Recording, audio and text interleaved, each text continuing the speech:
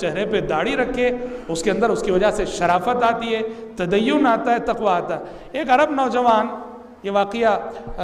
یعنی رابطہ عالم اسلامی مکہ مکرمہ سے ایک میگزین نکلتا ہے، اس کا نام ہے الرابطہ۔ الرابطہ کے اندر ایک عرب نوجوان کا واقعہ آیا ہوا ہے، چند سال پہلے یہ واقعہ آیا تھا، اور جو مضمون نگار تھا یہ وہی نوجوان تھا جس کے ساتھ یہ واقعہ پیش آیا۔ اس نے خود لکھا ہے، آپ بیتی لکھے، کیا لکھا ہے ایک نوجوان؟ اس نے لکھا ہے کہ میرا تعلق ایک مسلم گھرانے سے تھا، مسلمان ماں باپ کو پیدا ہوا تھا میں، مگر میں زندگی میں کبھی عملی مسلمان نہیں بنا تھا۔ میں اس لیے مسلمان تھا کہ میرے ماں باپ مسلمان تھے، مسلمان ماں باپ کو پیدا ہو گیا، ماں باپ نے مسلمان جیسا نام رکھ دیا۔ اس نے لکھا ہے مجھے یاد نہیں پڑتا کہ زندگی میں کبھی میں نے نماز پڑھی ہو، لیکن میری زندگی میں ایک واقعہ پیش آیا جس واقعے نے میری زندگی کو بدل کر دی۔ کہا کیا واقعہ؟ اس نے لکھا ہے کہ میرا تعلق غوطہ خوروں کی ٹیم سے تھا۔ غوطہ خور آپ جانتے ہیں آکسیجن وغیرہ پہن کر سمندر کی گہرائی میں جاتے ہیں، جی ہاں، ریسرچ کے لیے، تحقیق کے لیے، ہیرے جواہرات لانے کے لیے۔ تو اس نے لکھا ہے کہ میرا تعلق غوطہ خوروں کی ٹیم سے تھا۔ ایک مرتبہ میں اپنے ساتھیوں کے ساتھ، دوست و احباب کے ساتھ غوطہ خوری کی مہم پہ گیا، سمندر میں غوطہ لگایا، سمندر کی گہرائی میں ہم سب چلے گئے، ہوا اور سب جدا ہو گئے، اپنی اپنی اس میں کام میں لگ گئے۔ وہاں میرے آکسیجن کے کنیکشن میں خرابی آ گئی، آکسیجن جو پہنا ہوا تھا میرے آکسیجن کے کنیکشن میں خرابی آ گئی اور مجھے آکسیجن ملنا بند ہو گیا۔ اس نوجوان نے لکھا ہے جب آکسیجن ملنا بند ہو گیا، دم گھٹنے لگا، سانسیں رکنے لگیں، تو اس نے لکھا ہے مجھے لگا کہ اب میں بس چند منٹوں کا مہمان ہوں، شاید روح قبض ہونے والی ہے۔ اس نے لکھا ہے کہ میں الفاظ میں بتا نہیں سکتا، لکھ نہیں سکتا کہ اس تھوڑے سے چند لمحات میں مجھے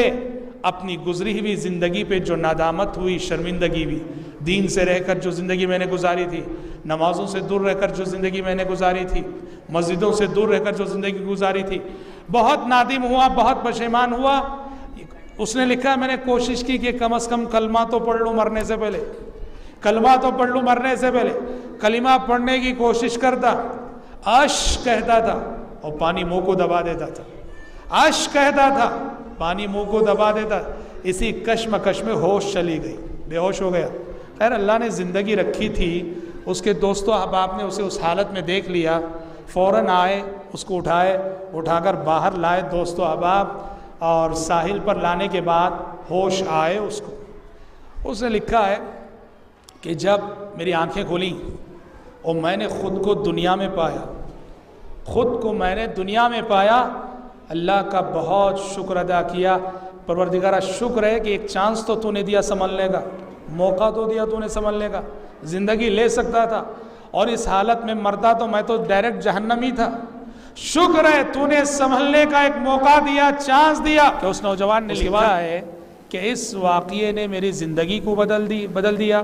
اور پہلے میں جتنا بے دین اور دین سے دور تھا اب اتنا ہی زیادہ دیندار بن گیا۔ اور اس نے لکھا کہ جب میں صحت مند ہو گیا، تندرست ہو گیا، تو ایک اور مرتبہ وہی آکسیجن کا سیٹ پہن کر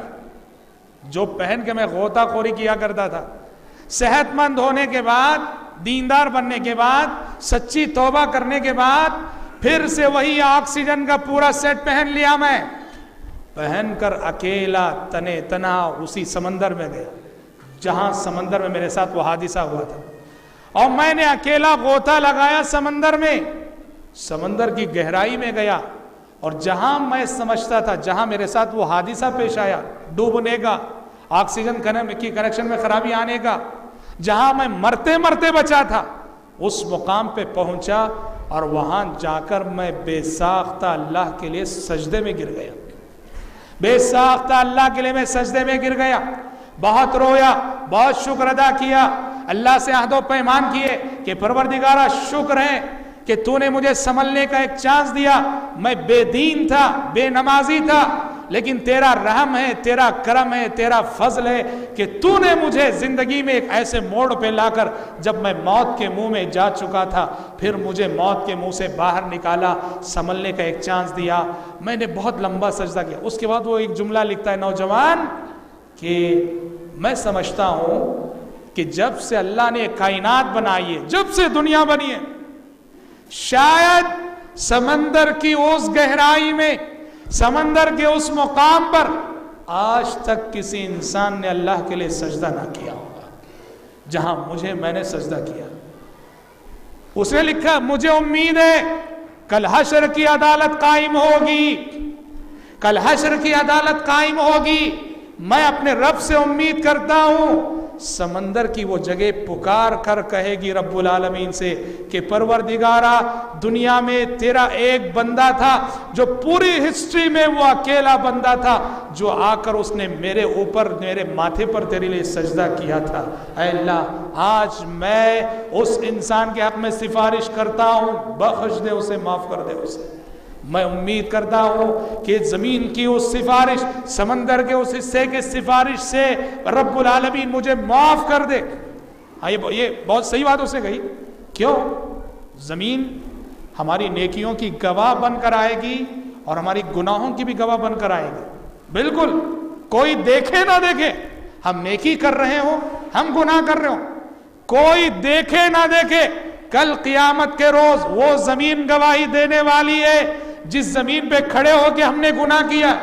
ہاں، جنگلات میں جاؤ، پہاڑوں کی چوٹی پہ جاؤ،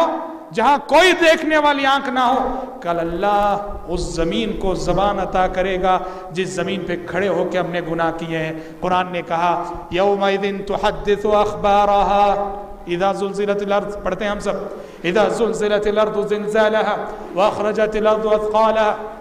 وقال الانسان ما لا یومئذ تحدث اخبارها، کہ قیامت کے روز زمین اپنی خبریں بیان کرے گی، قیامت کے روز زمین اپنی خبریں سنائے گی۔ کیا مطلب ہے؟ پیارے نبی نے خود اس آیت کی تفسیر کی، کہا کہ قیامت کے روز زمین کے خبریں سنانے کا مطلب یہ ہے زمین گواہی دے گی انسان کے اعمال کی کہ پروردگارا فلاں انسان نے میرے اوپر کھڑے ہو کے فلاں نیکی کی، فلاں انسان نے میرے اوپر کھڑے ہو کر فلاں گناہ کیا۔ تو اللہ اکبر، یہ ساری